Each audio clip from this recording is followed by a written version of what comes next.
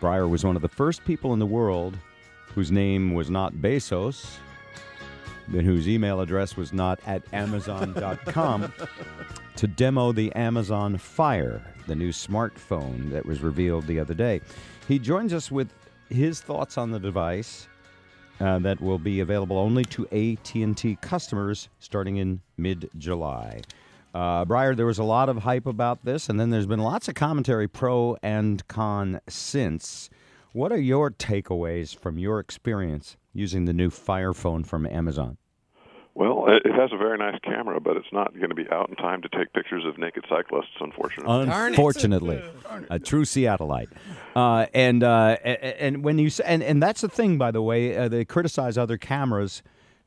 How good does a cell phone camera need to be? I have a friend in photography who says no matter how many megapixels it is about the optics. And until we make better optics, and, it's hard to make them real tiny and fit into a phone, that much of this brouhaha about camera megapixels is kind of hype. Is any truth to that?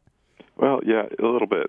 You get to a certain point where it's diminishing returns on the number of megapixels in your phone until you get the lens improved. Microsoft and Nokia came out with a pretty fancy phone that had this big bulgy lens on the back to overcome that, but I don't think people want that big bulge on the back of their phone. Not yet. So. Yeah. Now this phone has some 3D technology because of multiple cameras that make stuff sort of move and look 3D. That looked pretty cool. Did you enjoy using that? Yeah, it's fun.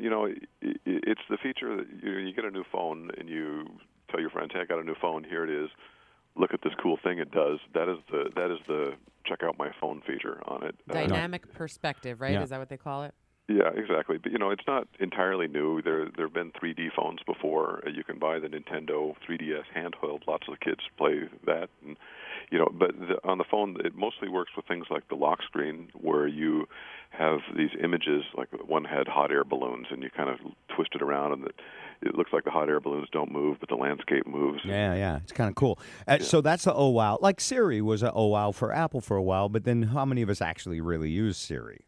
Yeah, exactly. Well, Amazon with this phone really wants to get software developers excited, and part of the announcement this week was cool stuff software developers can build, as much as here's a phone to buy. It really is the first generation. They want people to get excited about building apps that take advantage of this stuff. So think about this as the first of probably many Amazon phones that are going to come out, and so they need to get a lot of cool apps that take advantage of this depth thing that's going on.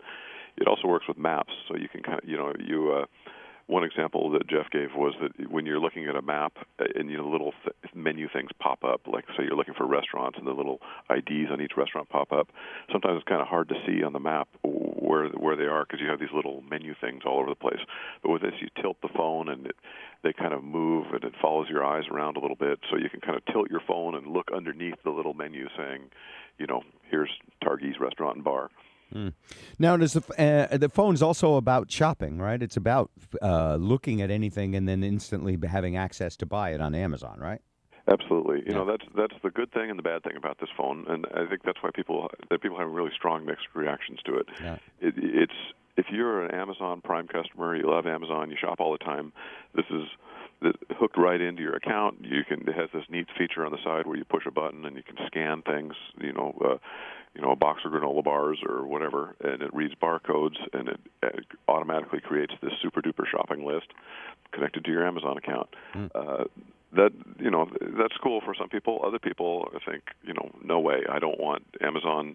Already knows too much about me, and I'm kind of creeped out by the way it's suggesting items that I might want. And the phone gives Amazon all kinds of additional information beyond just what you've been shopping for on the web. It tells Amazon, where you've been, which stores you've been walking into. If you were walking into Nordstrom with the phone on, Amazon can tell because, the phones track your location. So if Amazon knows you're in Nordstrom, they can send you a text saying, hey, I've got this cheaper than Nordstrom's does. Yeah, exactly. And, they didn't show that particular feature. No, they didn't. Yeah. But that capability is around. Honestly, if you start worrying about that stuff, you really turn off your cell phone. Turn off all your cell phones. Are you one of those? Because I worry about the whole how we're giving up all of our secrecy and privacy without even really thinking about it. Do you worry about negative effects of that, or do you figure these are all cool features that make our life and our wandering through the internet better? Well, I kind of swing back and forth. It's the convenience and capabilities of cell phones are amazing, and staying in touch. I've got kids. I like to keep in touch with them. But at the same time, I realize that by doing that, I'm giving up all kinds of privacy, and you really just have to kind of throw your hands up in the air and say, well, geez, I hope I don't get completely reamed by these guys. Yeah. I read somewhere that all of us are building an incredible database of our entire lives in a way that has never been done in a human society, and we have no idea how this information is bought, sold, traded, and studied because large companies now are just in the database building, gathering of information, and some of them don't even know what they're going to use it for yet, but they have all aspects of human behavior, even things we think are private. The issue is whether they can be attached to individual people or whether it's just data on human behavior, isn't it?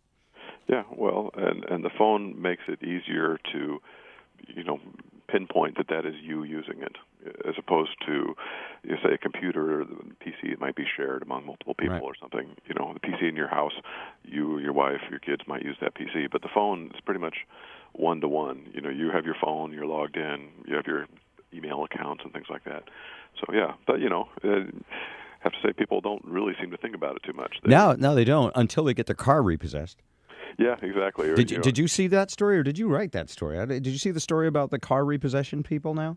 I didn't write that one. Okay, they're doing a thing where companies are riding around randomly, capturing license plate information and building data profiles on where various cars park and go regularly, whether it's your favorite gym or your grocery store. And they have like half the cars in the country.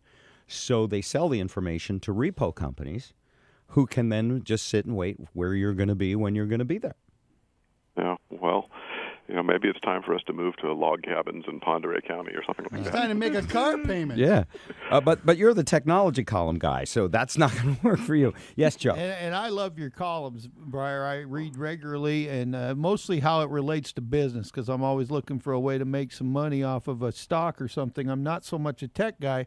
But in my garage, I have a box of old chargers and a few gadgets I bought over the years that are now pretty much worthless because something better's come out. You're a guy who gets so much stuff. I mean, technology's going so fast, and you're the guy who reviews it. I can imagine you must have steamer trunks full of just... He has a museum. Yeah, where do you put your old stuff? Well, I send the stuff back as fast as I can, but I do have big boxes all over the place with crazy chargers and wires. Okay, wait a minute. Hang on a second. You had to send the fire back?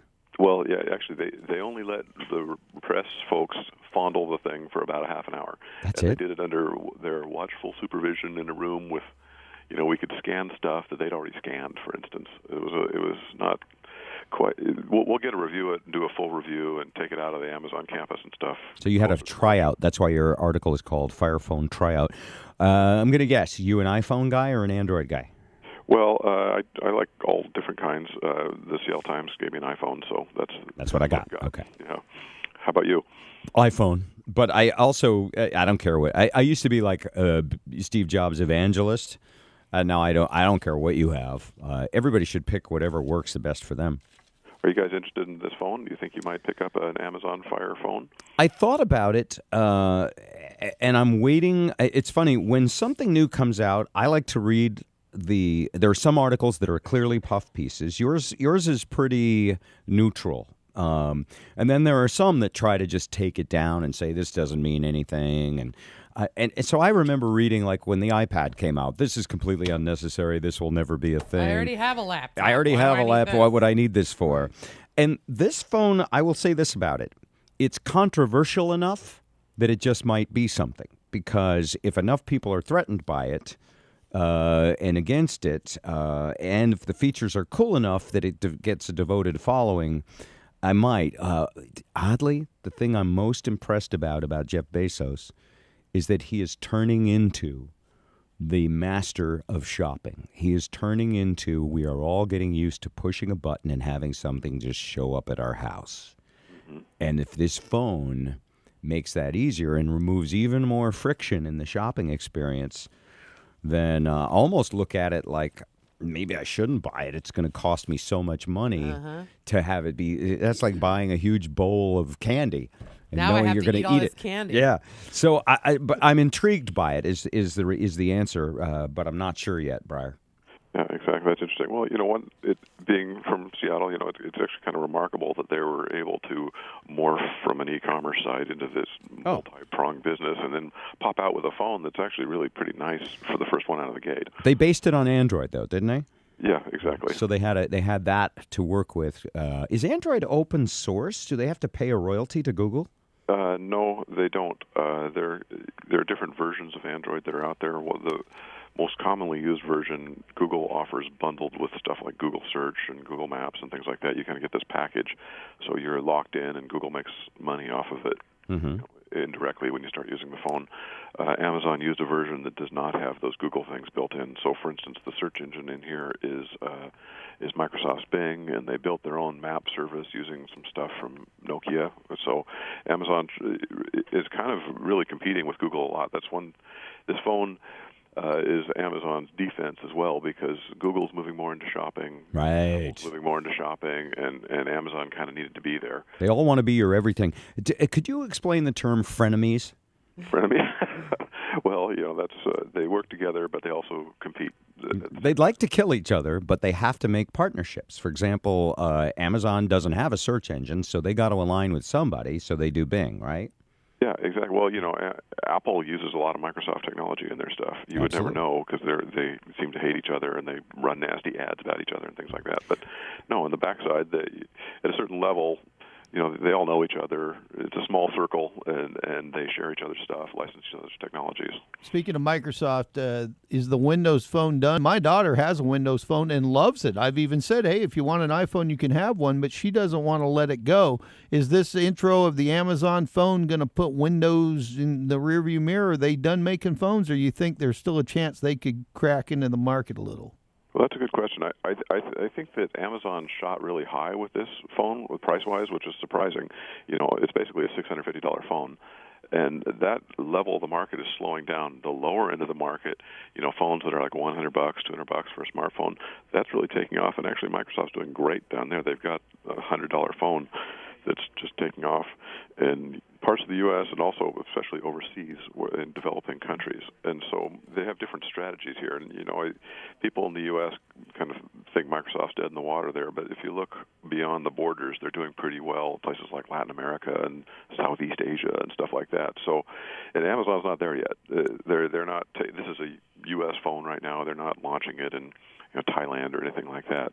So, it depends on how you're looking at it. In the U.S., Microsoft may never catch up a whole lot, but globally they'll do okay. We'll have to see if Amazon uses this phone to kind of, leap across the oceans and bring their e-commerce. Right. They should come out with a cheaper version of it, just like they did with the Kindle at some point. Eric, go ahead. Yeah, Brier, I've got a quick Microsoft sidebar for you. What do you think of the Surface 3, which comes out tomorrow? Is it going to be all that? That's interesting. I've got a loaner one, and I've been playing around with it. It's neat. It's not the greatest laptop, it's not the greatest tablet, but if you want something that's a little bit of both, it's decent. Sounds like a girl I'd date. I can tell you that. By the way, they should stop making you give this stuff back. Then you would love it all, right? I mean, what are these people thinking? Yeah, well, I can't be corrupted, I guess. How old are your kids? I've got a 14 and a 7-year-old, and they're kind of auxiliary testers for me. Yeah, I was going to say, they must think they've got the coolest dad ever. Every new gadget that comes is all of a sudden shows up at the house, and they get to play with it. Yeah, there's a pile of stuff around, that's for sure. Brier Dudley, Seattle Times technology columnist. Thank you, Brier. Always interesting to read your take on everything. Well, thank you, guys. Nice talking to you. Nah. This brought